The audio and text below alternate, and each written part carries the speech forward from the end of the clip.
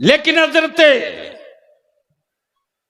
अल्लामा फजलुर रहमान गंज मुरादाबादी अलैहि रहमा के मज़ार मुकद्दस पर जाओगे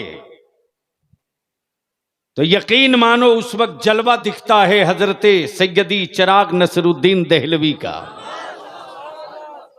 सुकूत के साथ सुकून है, सुकूत के साथ सुकून है। कोई कितना ही जलाल में आवे सेकंडों में ठंडा कर दिया जाता है। वो रंग देखा है। अल्हम्दुलिल्लाह हजरत की तशरीफ आवरी हो गई। मदरसे से डर क्यों लगता है? बोलोगे तो बोल दूंगा, इधर वाले बोल दें तो बोल दूंगा, इधर वाले बोल दे तो बोल दूंगा। बेटा जल्दी हटाओ इसको। अरे यार बस जल्दी हटा जाओ, हट जाओ। हाँ सुभान अल्लाह। मदरसों से डर क्यों लगता? बस यही आखिरी हिस्सा। जब सलाउद्दीन अय्यूबी ने ऐलान कर दिया रोक सकते हो तो रोक लो, और ये वही गैर मुनकसिम भारत है जो आज सिंध का खित्ता कहीं और है। सैयदा फातिमा के कनीजों के पैरों में बेड़िया और हाथों में हथकड़िया डालकर कैद कर रखा था कुफ्र ने। कैद खाने से ईमान वालों की बेटियों ने यही तो कहा था, ओ अरब को जाने वालों,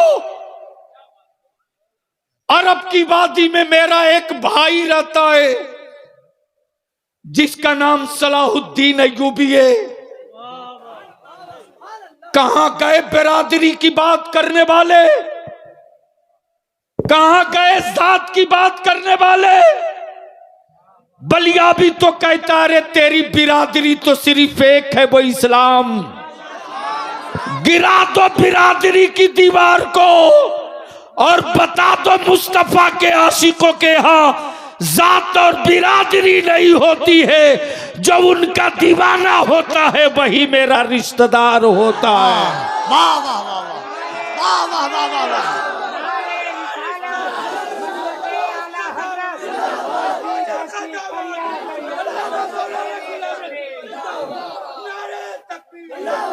कफील अंबर साहब, गलती से अगर आज एक किसी शेख या सिद्दीकी के बेटे को चपरासी की नौकरी मिल जाए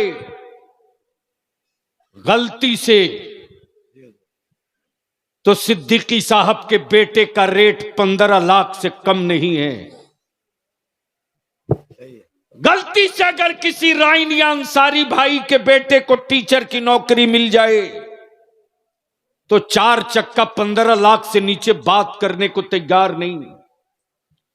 अगर जानवर पैदा किए हो तो बेच दो, कोई शिकवा नहीं। और अगर बेटा पैदा किए हो तो ऐलान करके कह दो बेटी वालों जानवरों की कीमत लगती है, खूने जिगर की कीमत नहीं लगती। ये मेरी औलाद है, जानवर नहीं है मेरा बेटा। नारे तकबीर, नारे रिसालत, मज़हबे इस्लाम, तहरीके बेदारी। गैरों में क्या दम था जो मेरी बेटियों के हिजाब पर उंगलियां उठाते? गैरों में क्या औकात थी जो उम्मे कुलसूम और उम्मे सलमा को देखकर सीटी बजाता? ये मौका तुमने दिया, तुमने दिया। बारातों में जितना वाहियात खर्च हो रहा, जमीन पर बैठकर खाने में शर्म आती है। भूल गया बाप की गरीबी, भूल गया दादा की गुर्बत। इसी इलाके में जब सैलाब चारों तरफ से घेर देता था, मुझे याद है कि इदारे शरिया से कश्ती पर सवार होकर मैं रिलीफ लेके गांव गांव घूम रहा था। आज से 35 साल पहले की बात है।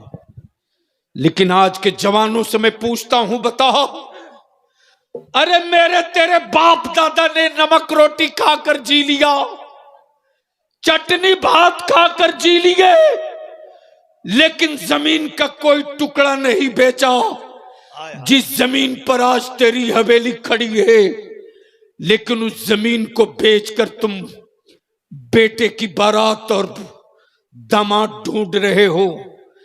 माफ करना रे, मेरी बेटियों की आबरू का कातिल कोई और नहीं तू है। मेरी बेटियों की आबरू का डाकू कोई और नहीं तू है। जिस दिन तू सुधर जाए और यह तय कर ले कि अपना बेटा बेचेंगे, जरूर बेचेंगे, लेकिन ससुराल की चौखट पर नहीं बेचेंगे, फातिमा के लाल की चौखट पर बेचेंगे।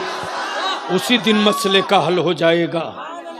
अदारे शरिया की तहरीक बेदारी निकली। मुजफ्फरपुर इस प्रखंड के उलमा से भी मैं अपील करूंगा, गांव गांव कमेटी बनाइए। मुजफ्फरपुर अभी बहुत पीछे है और सबसे ज्यादा जमीनें मुजफ्फरपुर में बिक रही हैं। सबसे ज्यादा हाई रेट अभी मुजफ्फरपुर में है। सबसे ज्यादा बोझ मेरी बेटियां मुजफ्फरपुर में बन रही हैं। कफील अंबर साहब, 15 दिन पहले का हादसा है।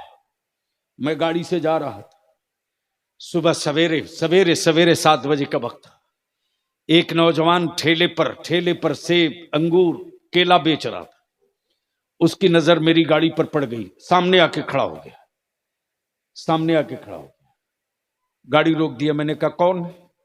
भला हजरत आपको याद नहीं? मैंने कहा कौन हो बताओ? बोला मैं आपके दरवाजे गया था, आपने किसी को फोन किया था, उसने मुझको 20,000 रुपया दिया था। मैंने 7,000 में ठेला बनवाया और बकिया पैसा लगाकर मैं यही दुकान करके बड़ी खुशी के साथ अपने बच्चों को पाल रहा हूं। गाड़ी देखा तो मुझको याद आया, मैं ग्रेजुएशन किया हुआ हूं। मुझको याद आया, ऐसे तो मौका देंगे नहीं बलिया भी, आज रोक कर चाय पिला लूं।